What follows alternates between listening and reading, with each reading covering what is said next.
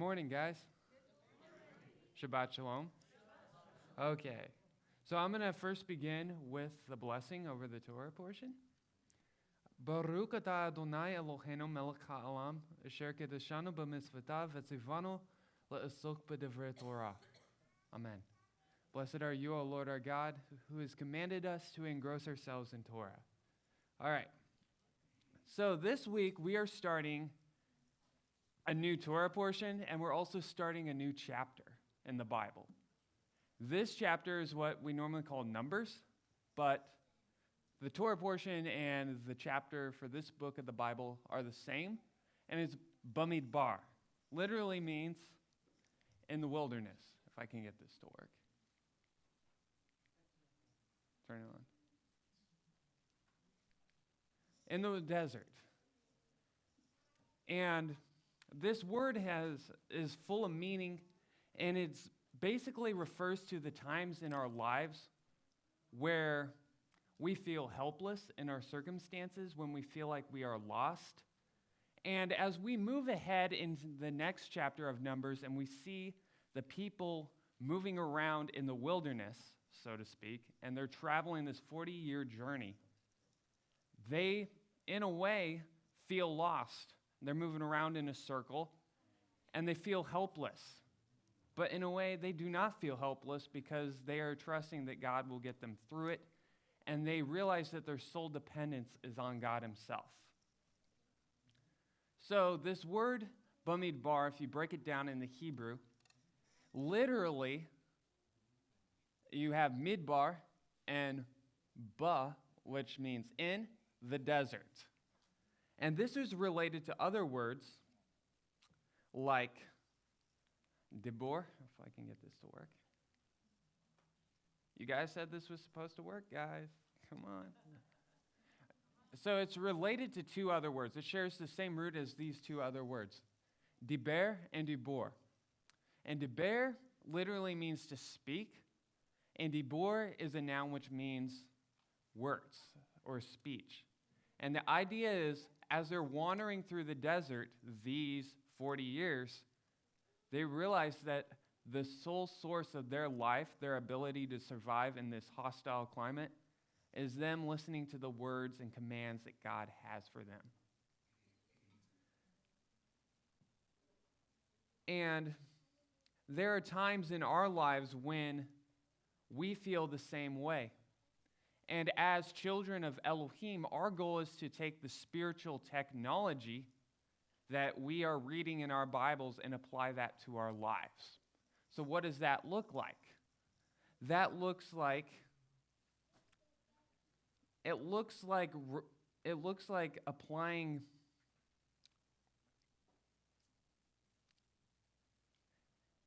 Let me phrase it this way. The key to surviving these dry spells in our lives, these tough times in our lives, is recognizing that we need to hear the still small voice of God.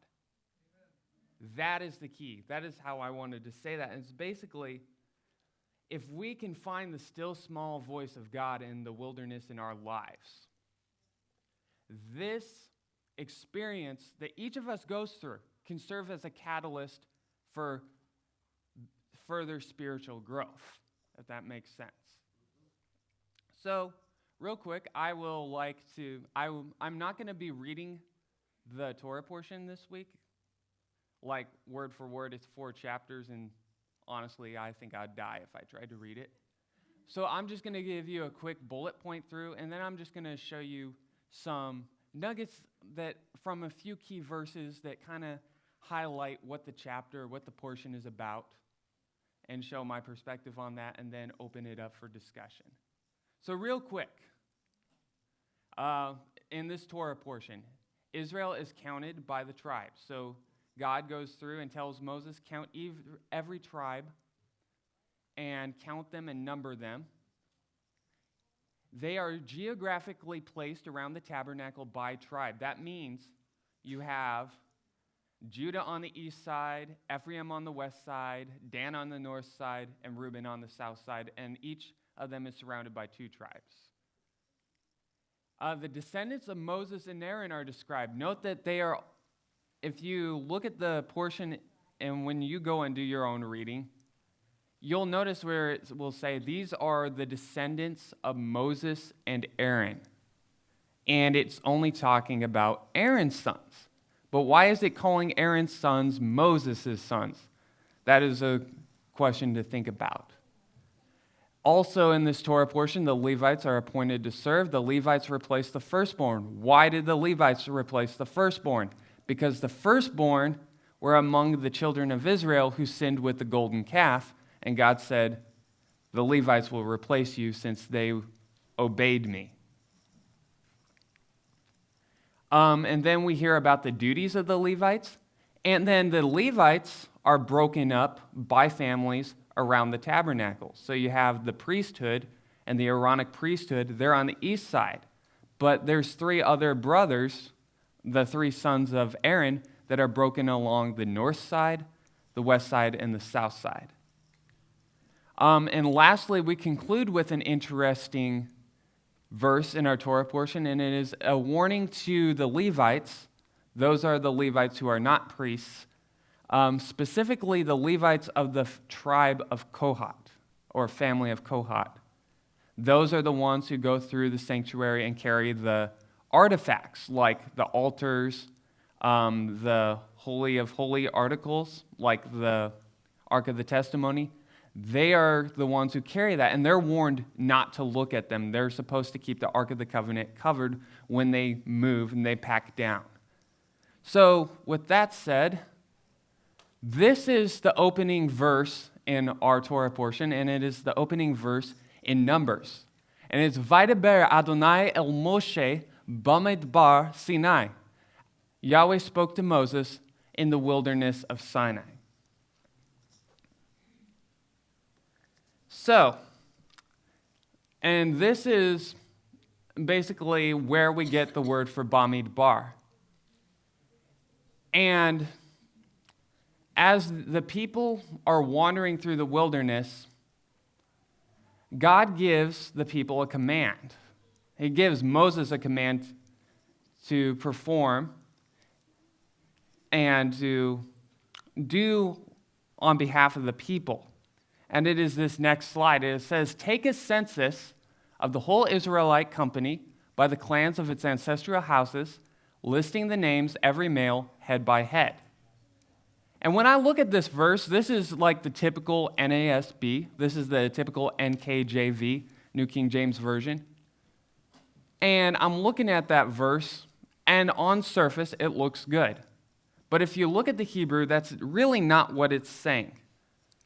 So that's the traditional right there. Take a census. And that's what we typically read in our English translations. But I don't like that, because suet rosh literally means, if you translate it correctly, carry. And it's been translated to take, like take a census. But really it is, I think it's interesting that it is imperative. So carry, it's a command. It's masculine and it's plural tense. And it comes from the root nasa, which means to carry. Note that it does not denote carrying. It does not denote taking. That is a very different Hebrew word. The word here is the idea is you're taking something and you're elevating it. You're making it rise above its current situation. And then this last 2 words in that phrase, so ethrosh means the head. So the idea is it's elevation. It's elevating the people of Israel. So, one of my favorite things I like to do with Torah portions is when I'm reading the Hebrew, I like looking for acrostics. So we take lift up the head.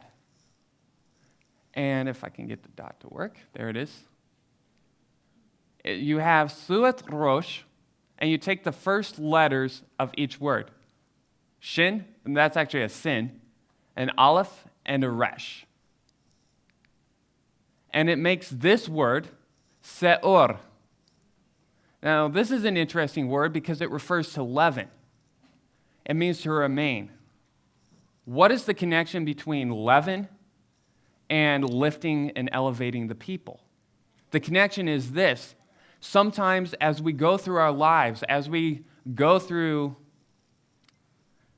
these dry spells, they are actually being used as God to purify us. For instance, Exodus 12:15, for 7 days you shall eat unleavened cakes, but on the preceding day you shall clear away all the leaven from your houses. For whoever eats leaven from the first day until the 7th day, that soul shall be cut off from Israel.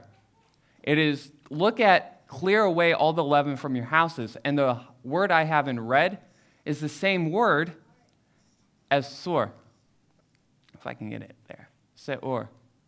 And it's the idea, this is when you look at God commanding Moses to elevate the head of the people, what he's saying is, as you count them, keep in mind that this 40-year journey is to purify them and to equip them. But before they can go to the land where I have them going, they must have Egypt removed from them. You see, God took the children of Israel out of Egypt, but there was still a little bit of Egypt in the children of Israel. So as you can see, that is what it is. I like the words. So if we're looking at the word su, seu, right here, and its root is nasa, there's another verse which kind of shares that same word. And it is Psalm 25, verse 1, and Psalm 25 is one of my favorite psalms. It says, of David, to you, O Lord, I lift up my soul. LeDavid alecha Adonai nafshi esa. I lift up my soul to you. And this is very interesting because you look at Esa over there, because that is your connection to Suat Rosh in Numbers 1, 2.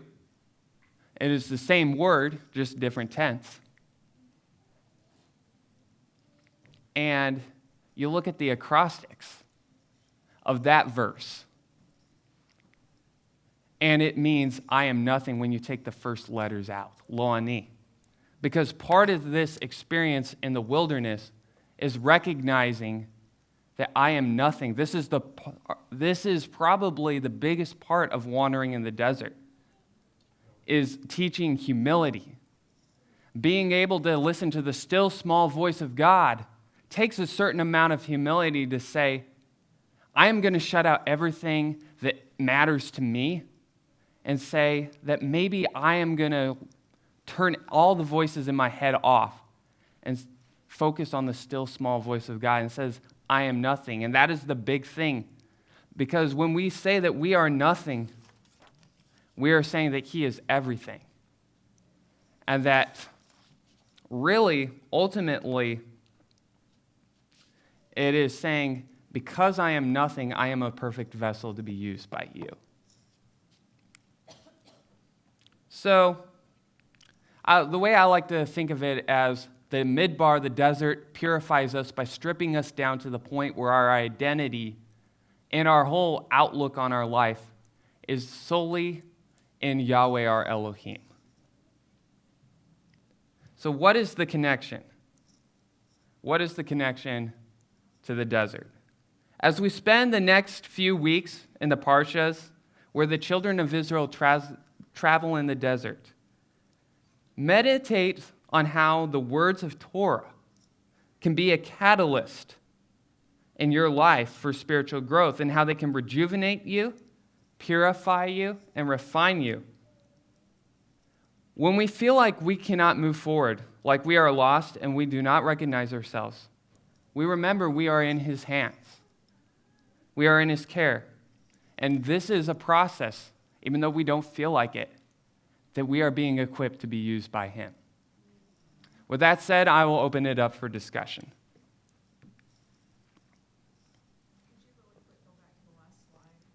Sure.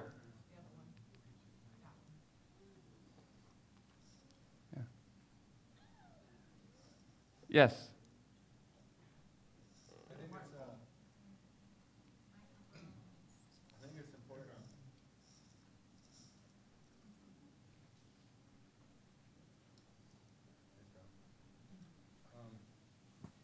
I think it's important to know, like the census taking. This is the second census, the second time we were commanded to take a census. And I think it's just as important as the first one. It mirrors it, but I think it's more important because it's from a different perspective. True. And looking at, and just keeping that in mind. And taking a census is like important because it lets you know officially you're a part of Israel. True. And to officially have that belonging, even spiritually, as well as this is a physical belonging as well. So it's like setting apart your flesh as well, in addition to the spiritual bondage that we were in Egypt with. Now it's more of a, okay, you guys are free, be a part of Israel. Yeah. Kind of a different, I don't know, it's just my 2 cents. And it's kind of funny you mentioned that because Rashi comments on verse 2. And he says he counted them often. Really, it means he counted them all the time because he loved them. To officially make it a part of, I want people to be a part of this, feel a part of it. This is, Yeah. And what I like about this verse 2, if I can go back to it. Not Psalm 20. If I can go back. That phrase, lift up the head, it literally means, so here's something to think about. Almost every time in the Hebrew, when you look at the word count, like take a census or count the people, and you think of the word that's used is called pakat. It's Pei, Kof, and Dalet. That is not the word used here. The word here is don't just count the people, but elevate the people when you count them. Think about how you are lifting them up and carrying them. And think about how every time, so they were counted many times. 3 times. Yes, they were counted 3 times. After significant events, usually after someone is killed or a group of people are killed or they come out of Egypt or whatever, they're counted. And the idea is that the journeys they're going through are part of the molding process, that it's spiritual growth. That's the idea of lifting up, that it's spiritual growth. It's not just about counting, it's where they are in the desert at that time, where they are in the Bamidbar, and how that is how they're growing. Yes.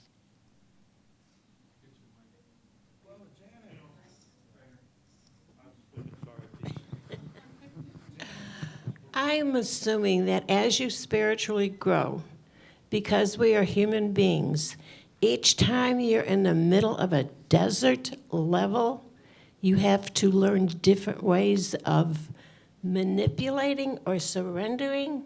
Is that true? Surrendering is the big part. Because the Hebrew word for victory is tied to the Hebrew word for nullification. It's like you have victory in your life when you surrender your life to God. Because we can't overcome the desert on our own. We can't even survive out in the desert on our own. It's because God has given us manna and quail and given water out of the rock that we're able to survive in the desert. Okay, but we're still human beings. We still have to deal with that element as, what can I do? What do I do? I mean, how do you get past that as you mature more? I think it is. I like your question. That's a good question. From Stevie, yeah, Stevie.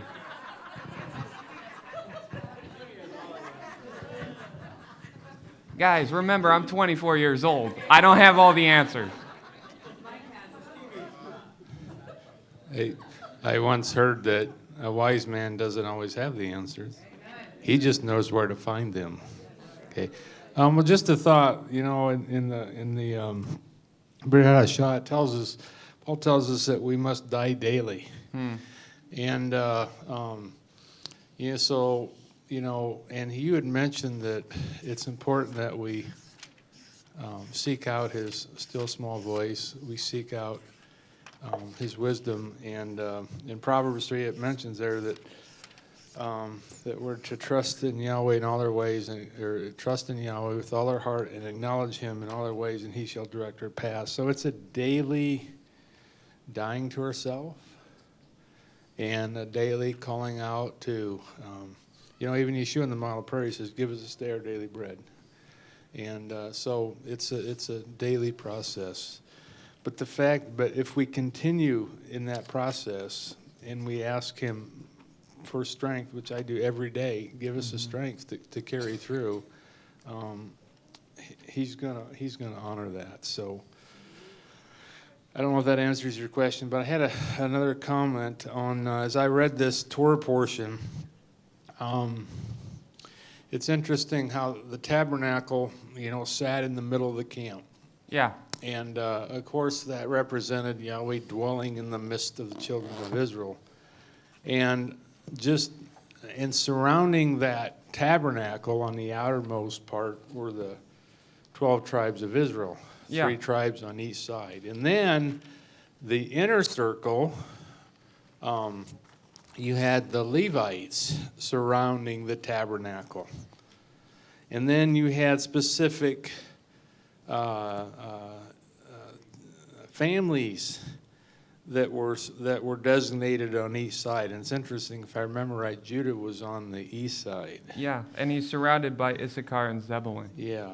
And so, and then he mentions in chapter 1 the reason for this. The Levites, so one of the things that this points out is every person had a purpose, had a function. And there were, my son likes to use this term, stay in your lane. Okay, so every tribe, every family had a purpose. They had a lane to stay in. And the closer you got to the tabernacle, those lanes become very, I would say, restrictive to those that were controlling it. And the reason is, sin cannot dwell, in the presence of God. And God's dwelling in the camp. And so that's why they had in the outer circle were the armies. He numbered them, and you had armies. So they were protected, physically protected. But the Levites were protecting the wrath from to make sure, a stranger could not come close or encroach into the areas of the tabernacle. He would be put to death. Okay. Yeah. And even an Israelite that wasn't supposed to be, who got out of his lane, could be put to death. Okay, I'm in chapter 1 and verse, let's see here, 53. But the Levites shall pitch round about the tabernacle of the testimony, that there be no wrath upon the congregation of the children of Israel. And the Levites shall keep charge of the tabernacle of the testimony. So they were positioned there to make sure that the wrath of God would not come upon it. And so if we take that, into our, today, and we don't have a physical, a tabernacle like they had, but we have a representation of that. So I think similar principles apply. Yeah. And as the closer you get to the presence of God, the more holiness and sanctification is required. Yeah. And I think when we, and especially as leaders and those that are in ministry positions, that need to take the sanctification and holiness serious. Or else, what would happen? So if not, what principle would happen if we don't? Yeah, the wrath of God would fall on the others. Exactly. And we want miracles. We want to see miracles. We want to see the moving of the Holy Spirit. Yeah. So I'm asking those, in leaders, and this is including myself, we need to take a look at ourselves. And if we're not in that place where we need to be, then Yeah. we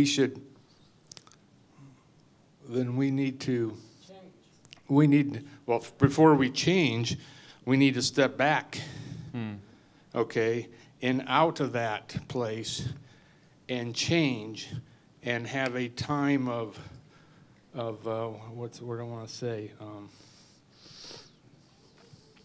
Of proving and testing before coming back. So I'm asking, to everybody, and so this is something that I thought was rather unique in this Torah portion. Yeah. We want to see the miracles. We want to see the Holy Spirit moving. We need to be doing self-reflection. And if we're not willing to do that, somebody else, Yahweh will find somebody to do that for you. Yeah. That's true. That was so good. That was good. That was a good full answer. I have an answer for the question. Yeah. Is it turned on? It's green. Yeah, your turn. Put it to your mouth. Oh, okay. Is this better? Okay. All right. That was very good. The question that was asked, and the answer to that question is very simple and complicated.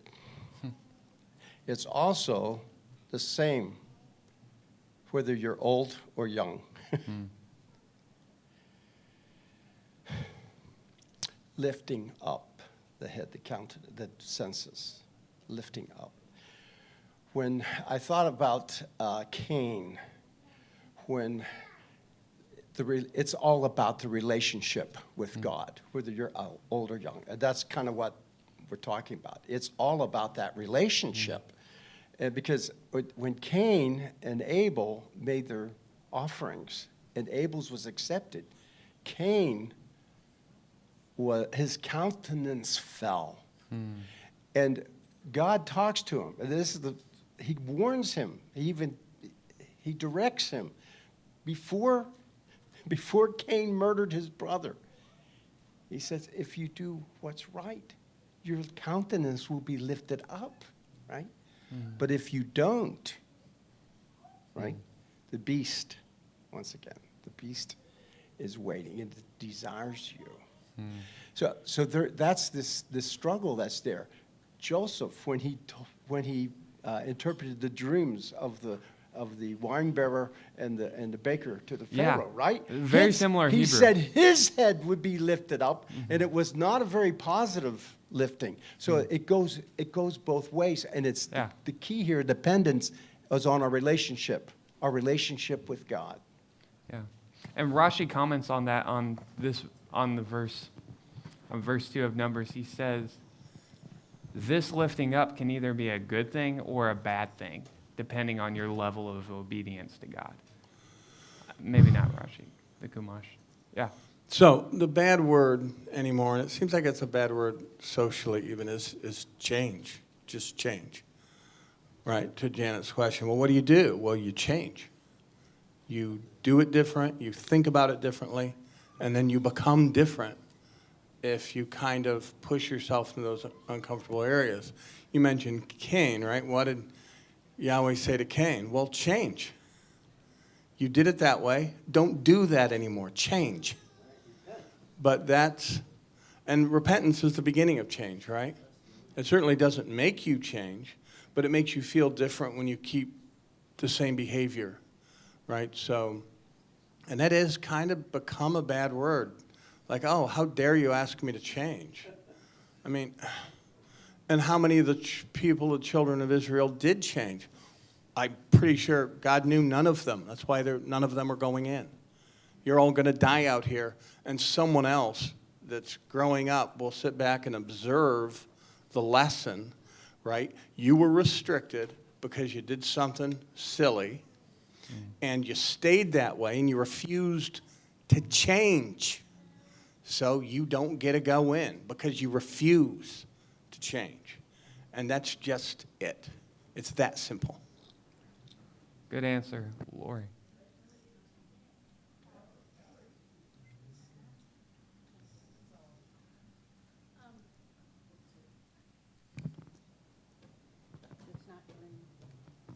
Hello? Oh, sorry. I tend to view everything from a mental health perspective. And so part of the answer to how do human beings go about this process, I think the industry that I am in has done a huge disservice by talking about our sense of self-esteem. Nowhere in the Bible is there a sense of self-esteem. And so as adults, we grow up holding on to that, who am I, my value from self-esteem. And I use the definition that self-esteem is nothing more than how other people have treated me or how other people have esteemed me. And so what I'm finding in therapy is that the concept of self-esteem from a developmental perspective in childhood is important. By the time you reach adulthood, though, it is important to die daily to yourself and take on the identity of how God sees you. But that there's so many challenges in that because human life is very challenging and difficult, and we have different cards of deck, so to speak. That's the hand that we have to live with. And so a lot of what the self-esteem does is anchor yourself to whatever your childhood experiences have been that you haven't worked through. That's what I'm finding from a mental health perspective. And so as people are in the desert, as they're in the wilderness, they're in this transition period of letting go of the concept of self-esteem, which is not scriptural, and the concept of identity as I am God's esteemed child. And what does that look like for them? Because they've not experienced that on a lot of levels. So. I like that answer. That was really good. Because, yeah, and you talk about identity, and I'm looking at the people of Reuben knew where they were camped around the tabernacle. The people of Judah knew where they were camped around. Naphtali knew where they were camped around. And it was all in identity. I'm trying to see a lot of different threads of connection here between all the comments everybody's making. And earlier you had a slide that said, I am nothing. And it reminded me of John in the wilderness when he said, may he increase, may I decrease. And in connection with what Lori was just saying, when we say, I am nothing, it's not devaluing ourselves. It's just putting ourselves in a proper perspective to him whom we should be reflecting and giving him the glory. And he's doing that in the little discussion we had this morning, Donnie, about sanctification. And Tom just mentioned change. Well, we can't change on ourselves.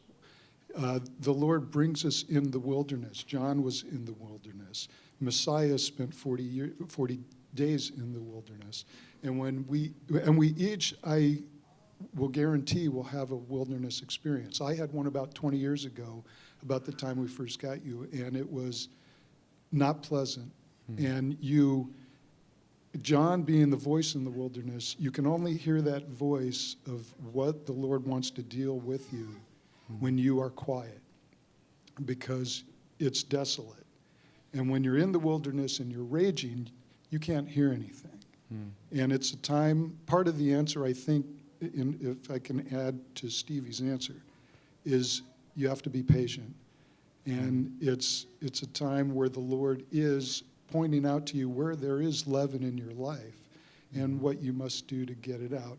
Because he wants you in his presence, and he can only do that when you're holy.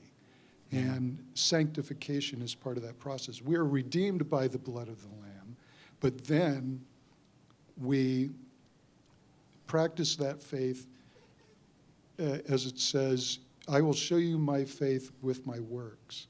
Work out your salvation with fear and trembling. And I see that as the connection. Paul says, be transformed by the renewing of your mind. We don't do that with popular books, even written by popular Christian authors. We do that with Scripture.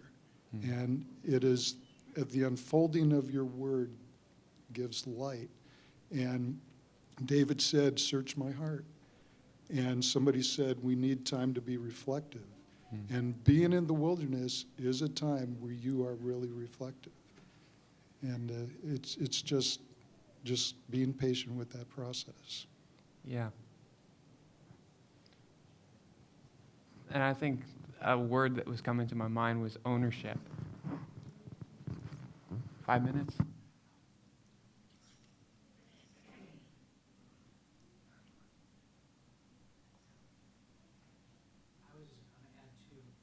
I was just going to add too. In my perspective, I believe we're constantly in the wilderness. Even when they had the tabernacle, they were in the wilderness. I believe we will not be out of the wilderness until this is looking at the macro, not the micro. We will not be out of the wilderness until the day comes where we enter in Jerusalem for that 1,000 years.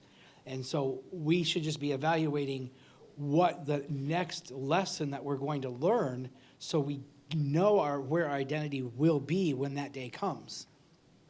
And that all depends on what that looks like. And so if you're in reality, I think we're always in the desert until the day comes. I wanted to go to the number of the census was 603,000. That is, I want to point it out. That's just a fulfillment of the promise God gave Abraham when he says, "Count the stars in the sky if you can." I think I mentioned this last year, but if you were to go to a dark place and look up, the amount of stars you would see would be right around 600,000 with the naked eye before any type of telescope. That is cool. There's a verse here in number 16 that kind of ties together some of the things we've been talking about staying in your lane and self-esteem and some of that. Starting in verse 8, Moses said to Korah, this is when they rebelled and said, Moses, you're too big for your britches, basically. Moses said, hear now, you sons of Levi, is it too small a thing for you that the God of Israel has separated you from the congregation of Israel to bring you near to himself and to do service in the tabernacle of Yahweh and to stand before the congregation to minister to them? And that he has brought you near him and all your brothers, the sons of Levi, with you? And would you seek the priesthood also? So not just about staying in your lane, but about valuing your lane. What God has called you to do is not a small thing. I was thinking what you were saying, humility, and then I was thinking about Korah, and his name is Korach in Hebrew. And it literally is the reverse of the Hebrew vowel, if you put that in word form, hirik, which stands for victory. But Korach means ice. And the rabbis draw this conclusion that from that's, like you said, staying in your lane and realizing the calling that God has for you is part of a major victory in your life. But also it takes an amount of humility and a freezing of your own egotism to say, I accept that.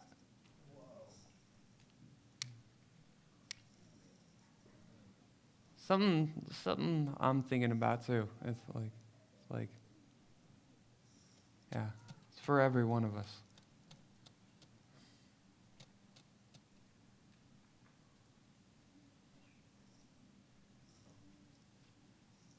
Who else?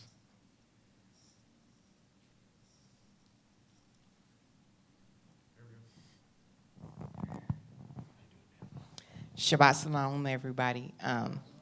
In speaking to the wilderness, to the young lady back there, what helped me is it's a transformation. You have to see things the way God sees things, right? Instead of from this human perspective. And it's really hard to do because of ego, pride, and all of those things. But that's basically what it boiled down to for me, to try to live holy, is to have God's eyes and see things, people, places, things, situations, circumstances the way that he sees them. And when you're in those circumstances daily in this wilderness, in this Egypt, you have to see things the way that he sees things, and you have to trust him. And once you trust him, it becomes much easier. Thank you.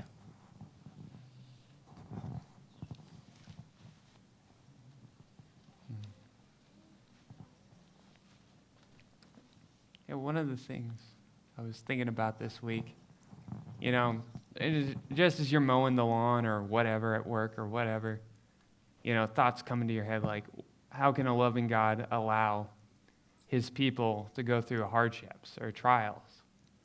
And I asked God that question. And the answer something that came into my head, I don't know if it was me or whatever, is the trials we face now are the rewards we'll experience in the land.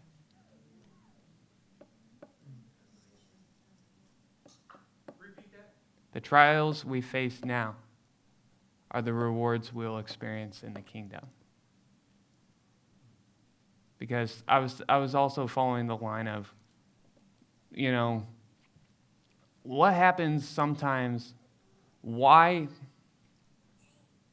causes sometimes for our prayers not to be answered? Why do our prayers for healing, why do our prayers in the desert when we're in a state of helplessness, why aren't they answered? Because the trials we face now are the reward we'll face in the land, we'll receive in the land.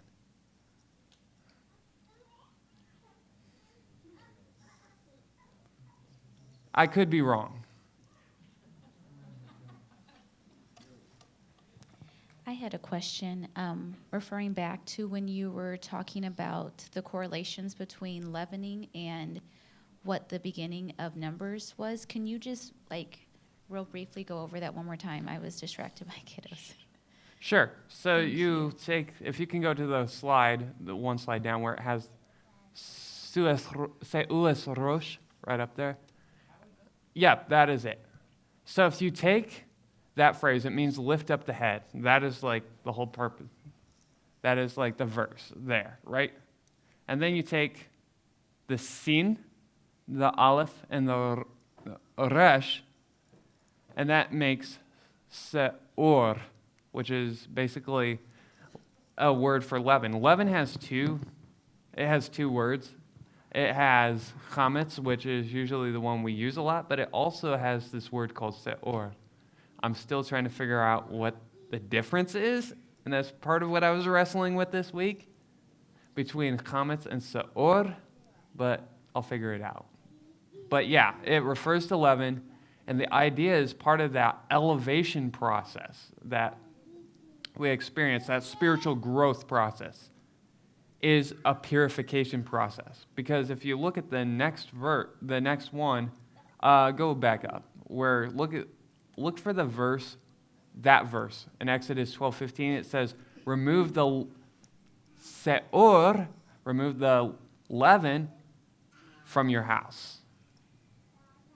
And when you read the Bible, you have your surface layer of the onion, but there are deeper layers to the onion. And your house on the surface layer is your physical house you live in, and as a family, you remove the leaven on Passover. But on maybe a deeper layer of the onion, your house is your body, because house also means temple, and it refers to the temple. Your body's a temple of the presence of God. You remove the leaven from your temple, if you get where I'm going. Yes? Yeah, back to your thought about why does a good God allow us to go through bad situations. And, the true character of an individual doesn't come out when everything's going good. It comes out when you're faced against some of the hardest trials you may ever endure or have to go through. And James kind of speaks to this in chapter 1. He says, brethren, or James is servant of God and of the Lord Yeshua the Messiah, to the 12 tribes which are scattered abroad. And that's, we could be his people are scattered. And he says, my brethren, count it all joy when ye fall into diverse temptations, knowing this, that the trying of your faith, it works patience. But let patience have her perfect work, that you may be perfect and entire, wanting nothing. So, and you've heard me say this many times, the most fertile soil in the land is in the valley. It's not on the top of the mountain. And that's where we'll experience our most fruitful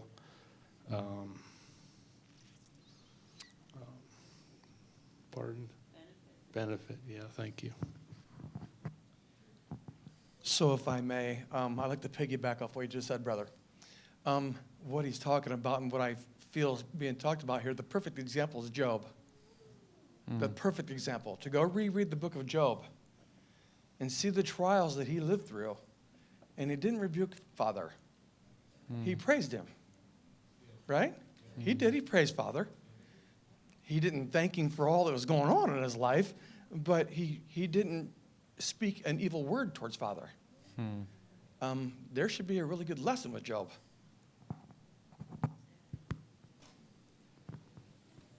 And on the flip side of your coin that you tossed out there, you talk about bad things happening to good people, then why is it that bad people become so prosperous and blessed, it seems, at times as well? I'm just saying there is a flip side to that coin, and it's that blessing. God chooses to distribute the blessings according to his will, and so I'm just sharing that little bit. The flip side of that coin, I've often questioned why somebody be so prosperous, and that is, in addition to, is that flip side. Prosperity and blessing are different. Yes.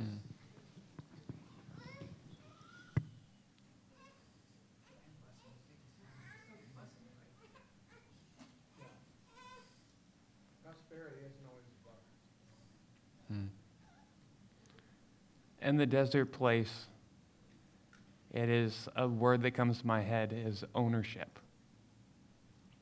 Because if you are prosperous and not blessed, sometimes you're a slave to what you are prospering with. In the desert, when I talked about it's a place of humility, that humility, that lo ani, that I am nothing, is not necessarily I'm a horrible person or whatever, I'm just dust or whatever, it's like a beating down of self. That's not what it is. It is saying, I do not own myself. He owns me.